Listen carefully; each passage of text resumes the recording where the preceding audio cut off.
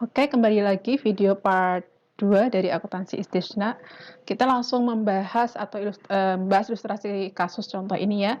Misalnya di sini ada Ibu Kinasih ingin membeli sebuah ruko untuk usaha butiknya yang direncanakan seluas 100 meter persegi.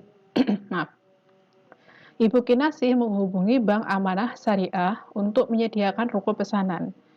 Tanggal 10 Agustus 2018 ditandatangani akad istisna pengadaan ruko. Nah, kemudian kesepakatan antara Ibu Istisna dan Bank Amanah Syariah itu sebagaimana berikut, gitu ya. Ini ada kesepakatannya. Harga bangunan disepakati 500 juta, lama penyelesaian 5 bulan ya.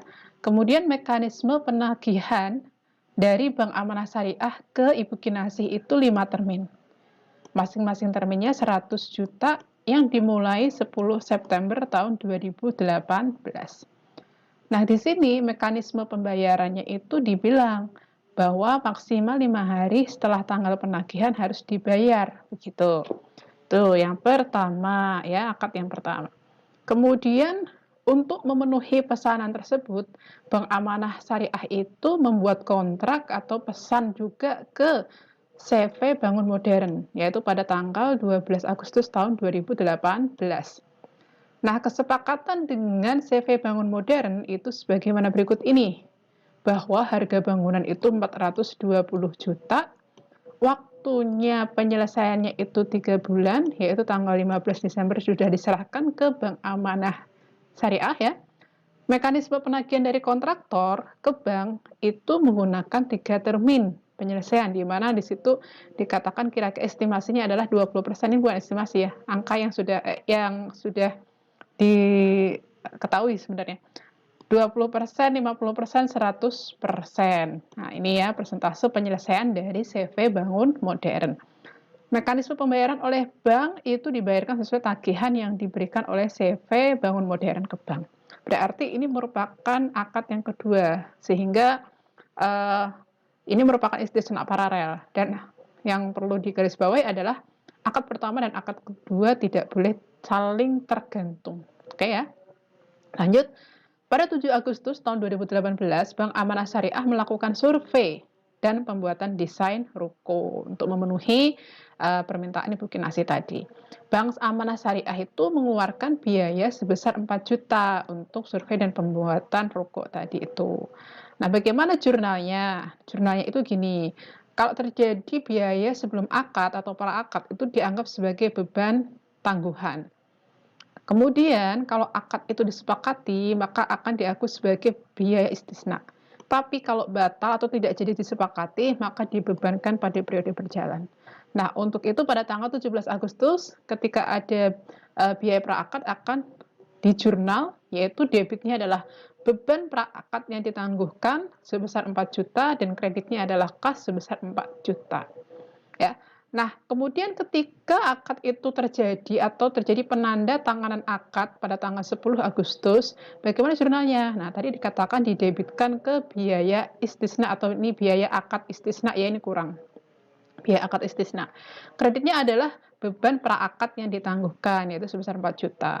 Kalau nggak jadi bagaimana? Tidak terjadi kesepakatan, maka debitnya itu dianggap sebagai beban operasional, kemudian kreditnya adalah beban praakad yang ditangguhkan tadi yang sebelumnya di debit tadi ya. Seperti itu kalau untuk biaya praakad dan terjadi penanda tanganan itu seperti ini ya.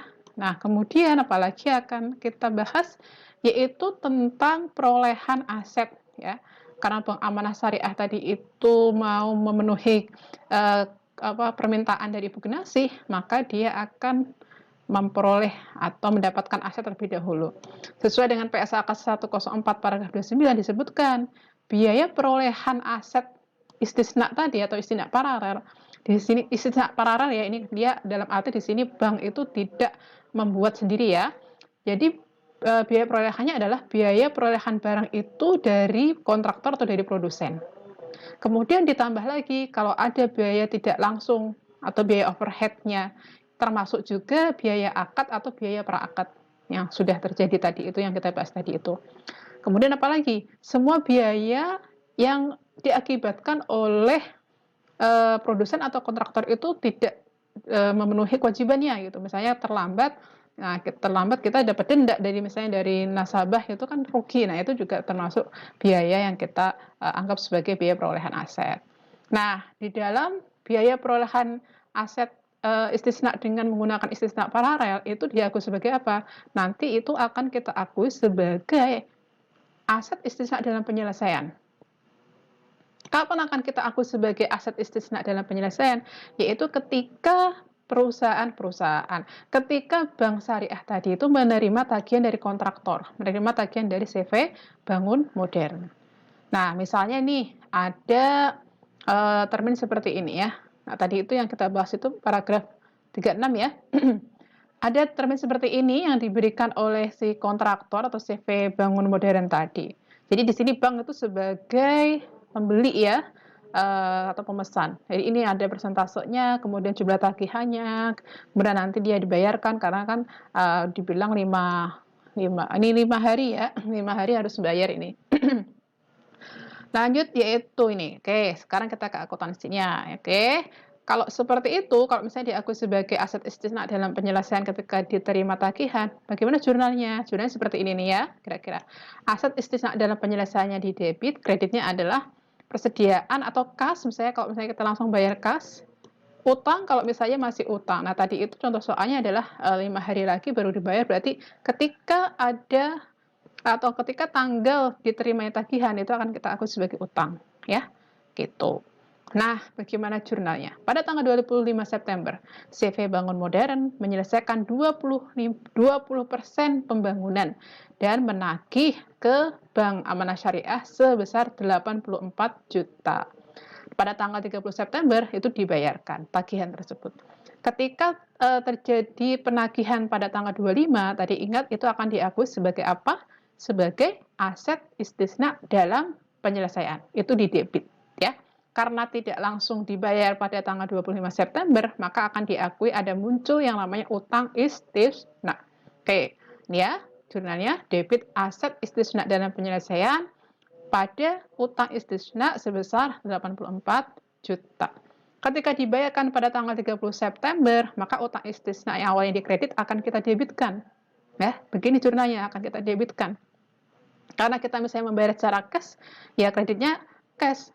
Atau misalnya kita langsung transfer ke rekening CV Bangun Modern, ya makanya nanti rekening Bangun Modern itu CV rekeningnya akan kita kreditkan sebesar 84 juta.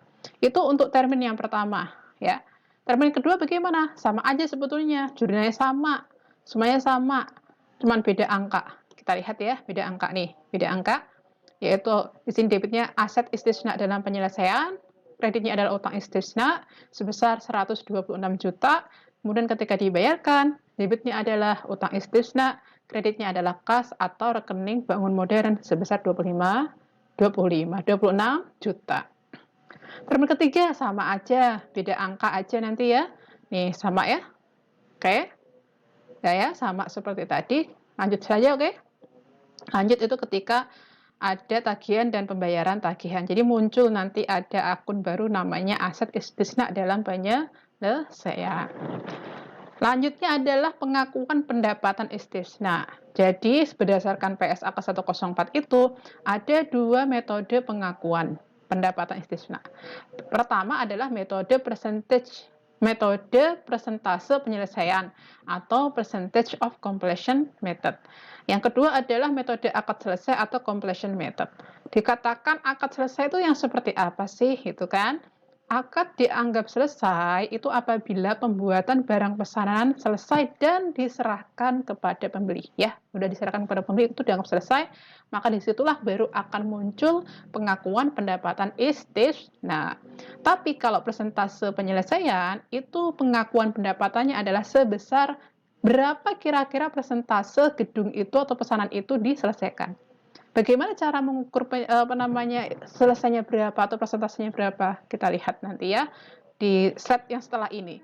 Ini menjelaskan, jadi kalau yang di sini ini menjelaskan ya bahwa pendapatan istisna nanti ada margin keuntungan istisna itu dia diakuinya ketika periode itu, ketika menggunakan persentase penyelesaian, itu diakuinya deh persentase penyelesaiannya, yaitu bagian nilai akad yang sebanding dengan pekerjaan yang telah diselesaikan. Misalnya pekerjaan yang telah diselesaikan 30% selesai, ya berarti 30 dari bagian nilai akad itu akan diakui sebagai pendapatan istisna. Demikian juga margin keuntungan istisna.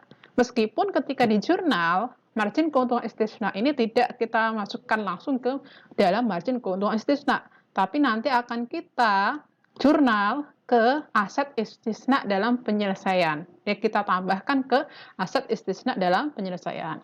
Adapun harga pokok istisna itu nanti akan diakui sebesar berapa biaya istisna yang telah dikeluarkan. Oke, persentase penyelesaiannya, ini jurnalnya ya. Kalau terjadi pengakuan pendapatan, debitnya aset istisna dalam penyelesaian itu tak lain tak bukan tadi adalah margin periode berjalan.